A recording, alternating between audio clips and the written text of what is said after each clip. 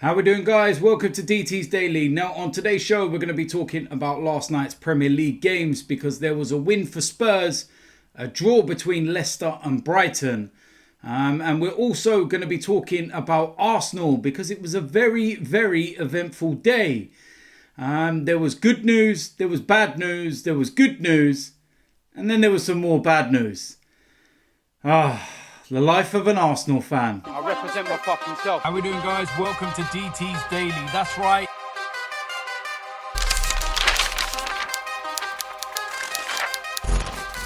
So the first place we're going to start is last night's Premier League games. And the first one, there's not really much to talk about with this game. It was Leicester 0, Brighton 0.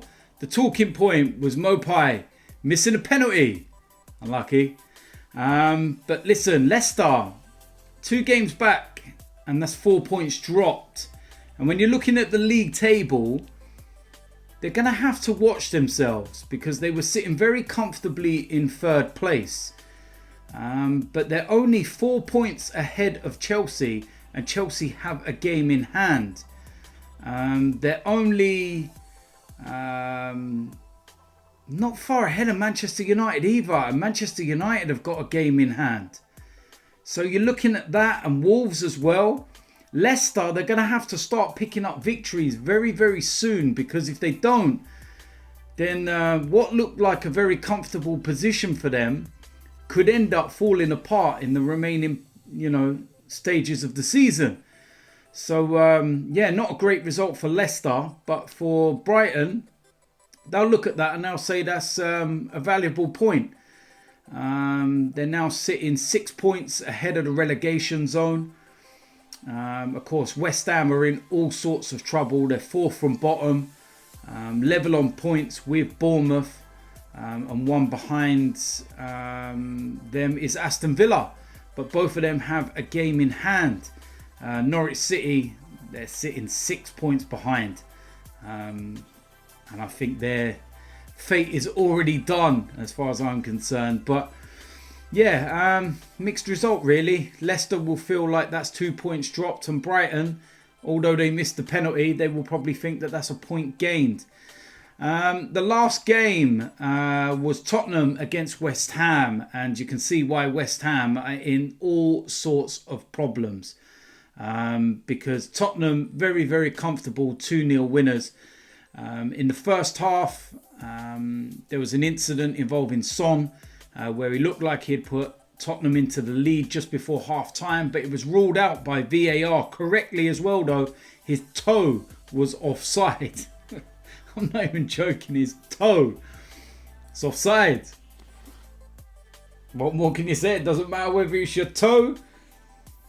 It's offside, isn't it? So, they went into the break at 0-0. Second half, you thought surely West Ham can't play as bad. They might step it up a bit, but they just were so lackluster and so poor. And if they get relegated this season, which I do actually think they will, then you can see why. First goal was an own goal, and then the second one was from Harry Kane with 8 minutes to go, and he's got himself back on the score sheet, and he looked very relieved when he put that one in the net. And Spurs, they get themselves a little bit of breathing space from the teams that are behind them, although they do have a game in hand. Spurs will look at it and say they've played their game, they've got the points, and they've done their job. So, we'll wait and see what happens with them throughout the course of the season. But, it's a result that I think everybody was probably expecting, to be quite honest with you. Now, we're going to move to Arsenal because, like I said, there was a bit of good news, some bad news, some good news, some bad news. It was a very mixed day as an Arsenal fan yesterday. Now, the first bit of news that broke yesterday was that Leno is only going to be out for around about 4 to 6 weeks. What did I tell everyone in yesterday's show? Stop believing the rumours that he's going to be out for a year. I knew that he would not be out for a year. And I got so fed up with it that I even tweeted it out yesterday and put my neck on the line and said, Leno will not be out for a year. It's not as bad as everybody seems. And his knee's stable. and he's fine. 4 to 6 weeks, he's going to be back playing. So that's great news.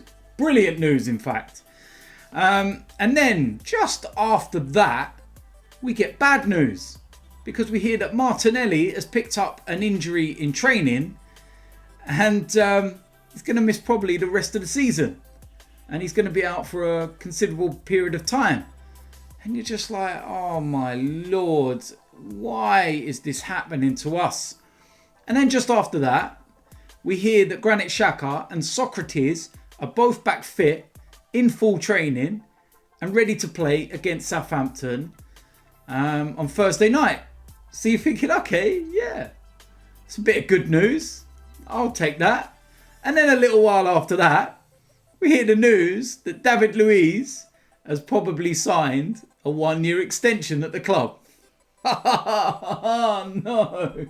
It's like, oh, the life of an Arsenal fan. We're in a space for about an hour, I think all of this news was breaking. And you go from up here to down here to up there to, oh, dear Lord. Now, in terms of the David Luiz situation, I'll read the report because it's not been confirmed. These are reports. But it says that David Luiz is close to signing a new 1-year deal at Arsenal. The Brazilian was due to be out of contract at the end of June, with Arsenal head coach Mikel Arteta urging the club to extend his deal earlier this month. Luiz attracted heavy criticism for a disastrous cameo against Manchester City in Arsenal's first game of the restart, replacing the injured Pablo Mari after 24 minutes, only to gift the host the leads moments later and then give away a penalty and receive a red card shortly after half-time in the 3-0 defeat. He initially moved to the Emirates on a 1-year deal from Chelsea in 2019 rather than the reported 2-year contract. So yeah, look, listen, it is what it is, I suppose. What are we meant to do? But I'll tell you something, if we're dealing with all these short-term deals and everything else, I want somebody at the club to come out and actually explain where we're headed. Because I'm getting fed up and bored to the back teeth of all these stopgaps, little deals here and there. We're hearing as well that Cedric, they're trying to tie down that deal, and there could be a 3-year deal in place. This is a guy that hasn't played a single minute and we're looking to offer a 3-year deal. Seriously, what is going on? Someone explain to me what's going on and who's dealing with things. Because I'm fed up of these stopgaps. I want us to go and actually get some players. Some proper players and not just fill in all the time. It's like we've got huge cracks and we're trying to cover it with little plasters all the time. And it just pisses me off. And it's like nobody's listening. No one cares. It's bargain basement. And that's all we do all the time. And I'm fed up of it, man. It's just so draining. So horrible, man, that you just sit there as a fan and you're just like, what's the point, man? You love the club, but you're just so disillusioned with the way it's heading. You know, how on earth are we meant to be competing and trying to get back into the Champions League and, you know, get up with the likes of Liverpool and Manchester City if this is the kind of deals that we're doing? Come on, man. Seriously? I just don't get it. Seriously. Going on to the situation with Martinelli. Mikel Arteta was actually speaking about that, and he said that he definitely won't feature against Southampton. And that he said he will be out for months with a knee injury. Martinelli sustained a knock during training, a minor cartilage injury in his left knee on Sunday, and the Brazilian is set to undergo more tests in the forthcoming days. In a press conference on Tuesday, Arteta said, "We had some really bad news in training again yesterday. The last action, Martinelli got hit by another player and he has damaged his knee." I tell you something, that player better not have been David Luiz. Oh my God, that would just be ironic, wouldn't it? So yeah, Martinelli. Everyone's been moaning why he hasn't been playing in the first 2 games. Well, it doesn't look like he's going to take any part in the remainder of the season. how's your luck, man? Seriously, I'm getting bored of talking about it and our luck and everything else. So, yeah, Martinelli, it's not a good one, and we'll wait for tests to see what happens. Now, some good news. Let's try and put a smile on Arsenal fans' faces. First bit was Sokratis and Granit Xhaka. Now, Xhaka picked up his injury against Manchester City, and it was expected that he would be out for around about 3 to 4 weeks or so. But he's actually back, ready, and in contention to start against Southampton on Thursday. And that, for me, is huge. That's massive news. Sokratis, given the fact that we're so threadbare at the moment in the centre-back options, because David Luiz is still suspended for the Southampton game. People are probably saying that that's actually a good thing. But yeah, having Sokratis being able to return is a boost. And those two returning will definitely be a boost to a squad that's, you know, down in the dumps at the moment. And that last piece of news, very, very good news. So happy. Like I said, burn Leno, man. Back within 4 to 6 weeks. None of this year bullshit that everyone was talking about and everything else. Rubbish. I told you lot. I'm seeing some of the comment section as well where people are saying, no, it's 9 months, 12 months. Yeah? Nah. 4 to 6 weeks. Thank you. So the one thing we need to do now while Burn Leno is out is get behind Emi Martinez, a lad that's been at the club a very long time, never complained, gone about his business, worked hard, waited for his chances, and now he's got a chance. He's got a sustained run in the team, and yeah, we need to fully get behind him, and hopefully he can put some really good performances in. Some of the performances that I seen when he was playing in the Europa and stuff like that earlier on in the season was very good. I remember when we went out to Germany against Frankfurt and his performance was superb.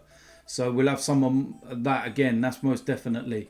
So yeah, listen, there we go. That is it for today's DT's Daily. When I come back tomorrow, there will be some look back on tonight's game. Tonight as well, actually, losing track of my days. There will be a preview to the Arsenal game against Southampton.